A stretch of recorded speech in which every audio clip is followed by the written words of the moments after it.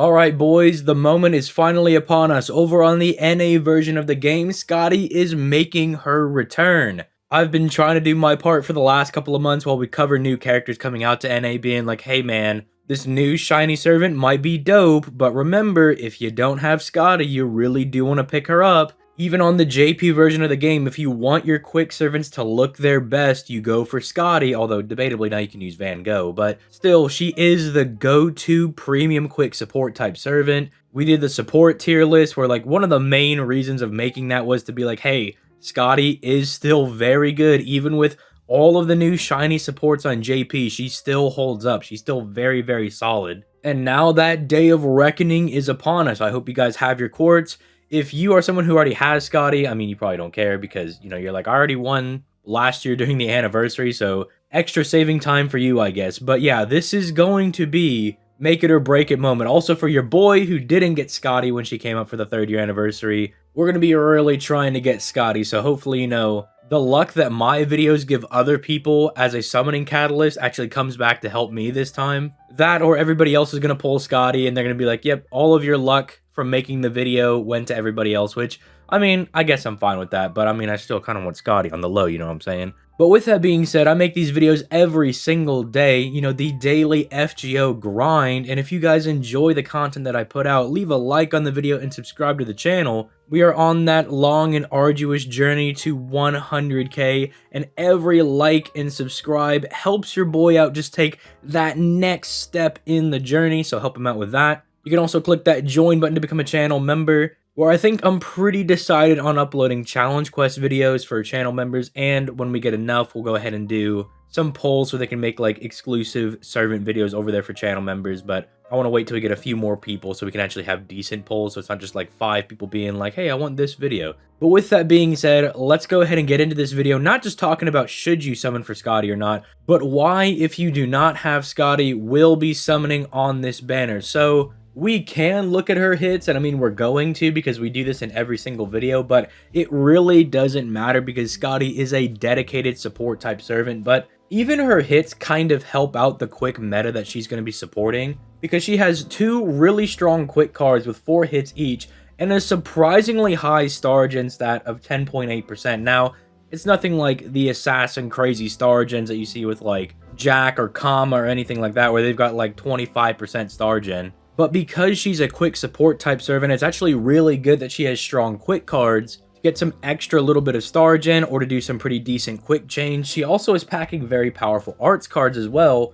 3 hits on both of those with 0.67% NP generation. And because she's going to be supporting quick servants, there should be a plethora of stars around to get crits on those cards, in which case you should be able to get the Skadi's NP rather easily. Although Skadi's NP is probably the weakest aspect of her, it's still decent, but when compared to everything else she's doing, you can argue it's probably not as important. But we'll get into that when we get to the NP. DW also wanted to make this servant absolutely crazy, so they gave her the 5-hit extra attack. If you didn't know, the extra attack is a composite card that gens stars, NP, and does big boy damage, although you should really never be seeing this on Skadi because you should not be doing Skadi Brave Chains. If you're doing that, what are you doing with your life? You need to get some help. But I see that as just like a cherry on top for her hits. They were like, let's just make her hits look really nice so nobody can fault the girl Skadi over here. But let's be honest, nobody really cares about her hits because it's the skills that make this servant. So already starting off with a major bang,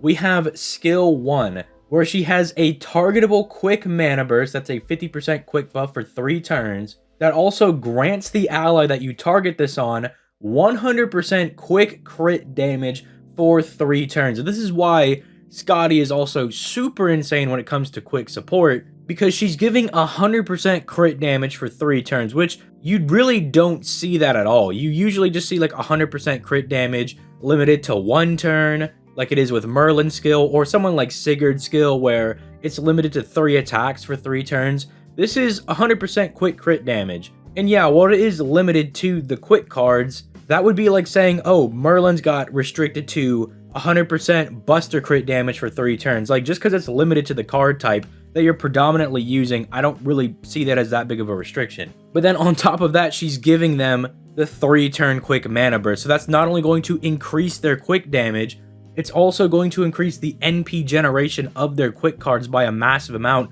and that's why you're able to loop with your quick servants. Because you essentially have two Skadis buffing up a quick servant's quick card NP gain rate by a massive amount, it allows them to loop with their NP. And then the critical part makes them very good in challenge quests, and you'll kind of notice that everything Skadi has, at least when it comes to doing damage, is kind of on like this 3-turn loop, because essentially the style of gameplay for Skadi is blow the person up in 3 turns, and then if you don't do it in 3 turns, her NP is supposed to help you stall until her skills come off a cooldown, because unfortunately skill 1 is on a 6-turn cooldown, so the cooldown is a little rough here, and you'll actually see that with the other 2 skills as well. Speaking of, we can talk about skill 2, where she's lowering all enemies' defense by 30% for 3 turns, and reducing their critical attack chance by 30% for 3 turns as well, again, on that 6-turn cooldown. This is a little bit better when it comes to actually doing harder content, because you can take advantage of all 3 turns of the defense reduction.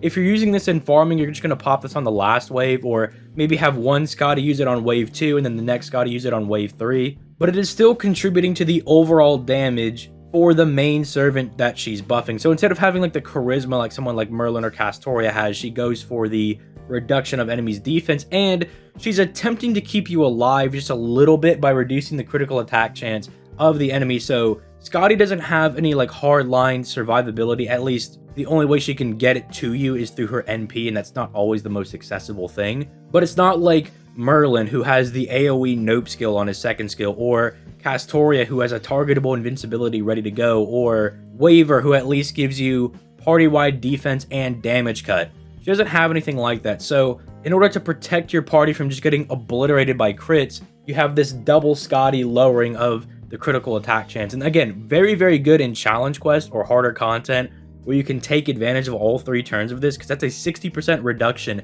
in your enemy's critical attack chance, which at that point I actually think is very solid. Finally, let's look at our 3rd skill. It's a targetable 50% battery, which is still to this day absolutely nuts. Look at someone like Oberon, who has a targetable 50% battery, but they put a demerit on it where it has to take 20% the next turn. I think it's because DW realized, yeah, a targetable 50% battery is really, really good. Even a servant with a normal 50% battery is considered to be absolutely cracked, because you're like, they have crazy synergy with event CEs, as most event CEs have some 50% starting gauge somewhere in there. And so just being able to dump 50% into someone is absolutely nutty, and is like the final piece that allows quick servants to loot, because they don't get as much refund even with the major quick buff that Skadi gives. They're not refunding like an art servant. Like an art servant, you either refund 100% of your NP, or you're getting really close to like 80% or something. Like they refund really, really well under Castoria. Quick servants typically get to like 50%, and that's where the double 50% batteries come in play. Do keep in mind that to use the Skadi system the most effective way, you do want to have a scope ready to go. The good thing is that with the new app-end skill system, you actually don't need a max limit broken K-scope anymore, because you can buff one of your servant's app-end skills to the max level, so they start off with a 20% gauge plus the normal scope, and that puts you up at 100%, because, you know, 80 plus 20% is 100%. That's quick maths for your boy.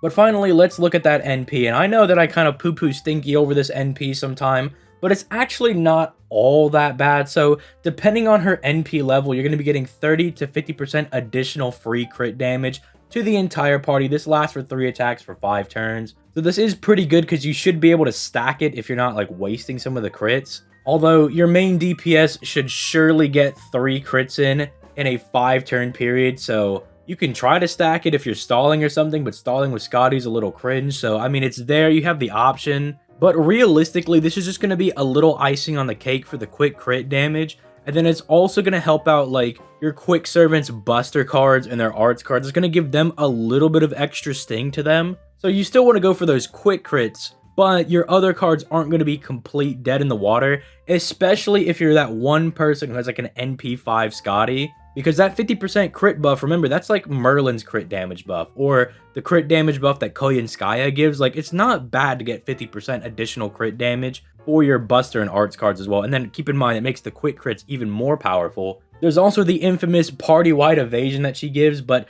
it's only for 1 attack for 3 turns, unfortunately. And while this is good because it means Skadi as a support does have a way to kind of keep your team alive from an enemy NP. You have to get it from her NP and its dodge, which is probably one of the worst versions of survivability in the game because dodge can get pierced by sure hit and pierce invincibility, whereas invincibility can only be pierced by pierce invincibility. So I understand why people look down on it, but it is nice that she does have this in the back pocket. Plus, on her overcharge, she is giving the entire party damage cut for 3 turns, and if you manage to get this off with both Skadis, at bare minimum, you could be looking at 1,000 damage cut, which will make you a little more tanky. But again, the main problem that people have with this, and the main problem that I also have with this, is that you have to get your NP off, and you're mainly going to be focusing on trying to obliterate your enemy in 3 turns. So unless you're actually specifically going for her NP, you're probably not going to get it, and then you lose out on some of the possible benefits you could get from the NP. And then, I mean, she has the insta-kill immunity, which I've only ever found this useful in the Nerofest Hassan fight, where he has the chance to insta-kill you, like, on his normal attacks and whatnot. I've only ever found it useful there. It's nice that she has it, I guess, but again, you're probably very, very, very rarely ever going to get any use out of it. It's more just like a little additional thing they tacked on there, like, oh, by the way, she gives you insta-kill immunity. It's like, all right, sick, man, awesome. I would have rather taken away that to get an extra hit on the party-wide evasion, but, you know, beggars can't be choosers, I guess.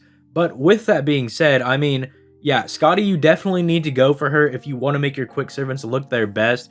I will say, and something that I have been saying, is that Skadi scales with the strength of your box. She's not like Castoria, where Castoria, it really doesn't matter what you got. As long as you have a decent, like, B tier servant, you'll make it work with Castoria, because Castoria is very functional with any box. But Skadi kind of has this same thing with Koyenskaya, to where they scale better with the strength of your box. Like, do you have some of the very high tier quick looping servants, like, say, Edmund Dantes, Parvati, or Lancelot? If you have some of them, you're going to be absolutely cooking.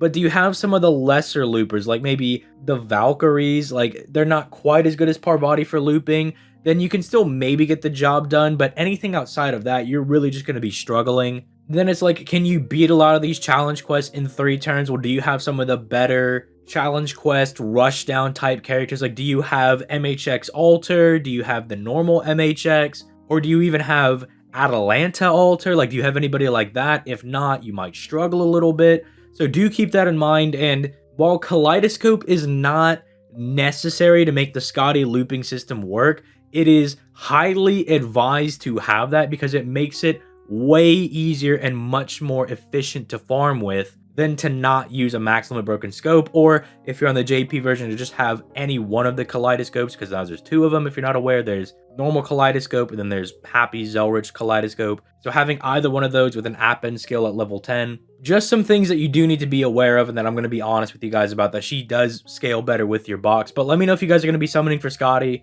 I would still advise even newer players to go for her, because she will at least be a very solid investment. Keep in mind that even if tomorrow that JP announced that they have some new top tier quick support type servant, it would still be 2 years before the NA version got it, so you'd still have to use Skadi as your premium quick support servant. And then who knows if it's like a Koyenskaya Merlin situation, where you still want both Koyenskaya and Merlin, because they're both buster supports, they're both very good, but for different scenarios. So let me know all your thoughts in the comments down below. This is a more like long-winded video, but Skadi definitely deserves it. She's a very, very powerful servant. But with that being said, I'm going to go ahead and get out of here. You guys have yourselves a nice day. Peace late, guys.